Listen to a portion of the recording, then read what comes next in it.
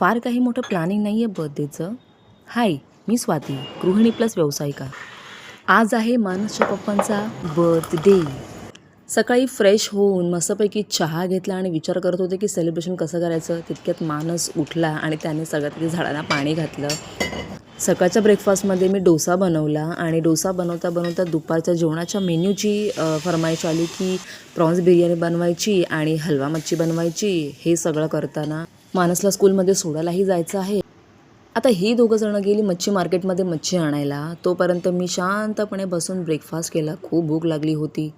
ही माझी रोजची सवय आहे की ब्रेकफास्ट झाल्यानंतर स्वयंपाकाला जाण्या अगोदर घराचा सगळा पसारा नीटनेटका लावायचा, सगळं आवरायचं, टेबलवरचा सगळा पसारा नीटनेटका लावायचा, घर क्लीन करायचं, लादी वगैरे पुसून घ्यायची आणि मग किचनमध्ये जायचं.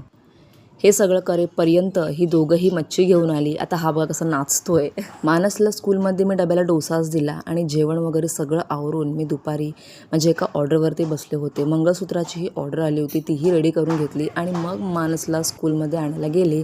तिकडून येताना मी मानसच्या पप्पांसाठी एक छानपैकी 1/2 किलोचा केक बघितला. संध्याकाळची 7ची वेळ, जास्त मोठं सेलिब्रेशन नव्हतं करायचं. ह्या दोघांना मी खाली पाठवलं आणि तोपर्यंत मी केकची सगळी तयारी केली, सगळा सेटअप उभारला. आमच्या तिघांसाठी आम्ही सँडविच आणि 2 दाबेली मागवल्या होत्या आणि स्प्राईटसुद्धा सोबतीला होतं. ह्या पट्ट्याने तर स्प्राईट बर्थडेच्या आधीच अर्धा करून टाकला. असं होतं आमचं बर्थडेचं छोटंसं सेलिब्रेशन, तेही घरच्या घरी. माझ्या गोष्टीतला आजचा चॅप्टर हा इथेच संपला. भेटत नेक्स्ट व्लॉगमध्ये. बाय.